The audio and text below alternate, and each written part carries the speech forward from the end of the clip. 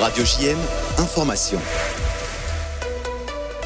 Toute l'actu sur Radio JM, présentée par Nathan Sperling. Bonjour à tous, nous sommes le vendredi 20 décembre, il est midi et voici l'actualité en Israël. Le secrétaire d'État Anthony Blinken a déclaré hier qu'un cessez-le-feu entre Israël et le Hamas pourrait logiquement avoir lieu.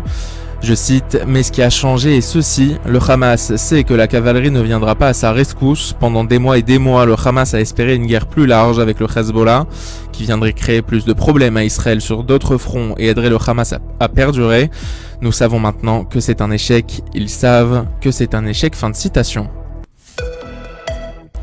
Un pilote de Tsahal ayant participé aux frappes au Yémen a confirmé que toutes les cibles prévues ont été atteintes avec succès. Ces opérations menées dans le cadre de la guerre en Israël visaient à neutraliser des menaces régionales, notamment des bases utilisées pour lancer des attaques contre Israël. Les frappes marquent une expansion du conflit vers d'autres zones stratégiques, soulignant l'engagement de Tsahal à défendre ses citoyens contre des menaces multiples. Un ancien haut responsable égyptien proche des négociations a déclaré qu'Israël s'opposait à la libération de Marwan Barghouti. La délégation égyptienne était encore au Qatar hier, mais il semble y avoir quelques obstacles dans les négociations. Il a ajouté qu'Israël s'oppose également à la demande du Hamas de permettre aux Gazaouis de retourner dans le nord de Gaza.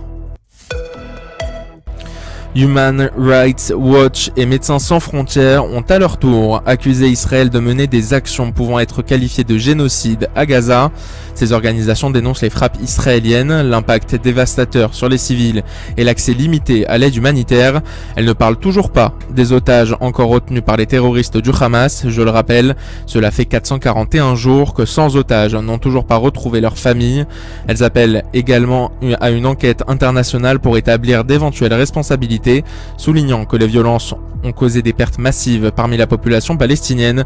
Israël rejette ces accusations, affirmant viser exclusivement des cibles militaires du Hamas.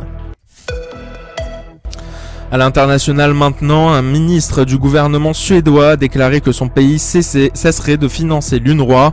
Il chercherait d'autres moyens d'acheminer de l'aide humanitaire aux réfugiés palestiniens à Gaza. La Suède avait annoncé la fin de son financement de l'agence après que certains de ses employés ont été accusés d'avoir participé au massacre du 7 octobre. Mais début mars, la Suède a choisi de renouveler sa contribution financière en transférant à l'UNRWA un montant initial d'environ 20 millions de dollars. Le FBI a arrêté un étudiant de 21 ans à New York suspecté de préparer un attentat contre le consulat d'Israël et des cibles juives. L'individu aurait exprimé son soutien au Hamas et partagé des messages violents sur les réseaux sociaux.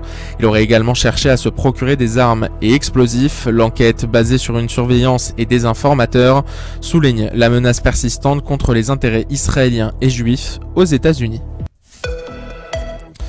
Benjamin Netanyahou ne se rendra pas en Pologne pour les commémorations du 80e anniversaire de la libération du camp d'Auschwitz par crainte d'être arrêté. Cette décision fait suite au mandat d'arrêt émis par la Cour pénale internationale. Israël pourrait être représenté par le ministre de l'Éducation Yoav Kish. Le président israélien Isaac Herzog n'est lui non plus pas attendu à la cérémonie.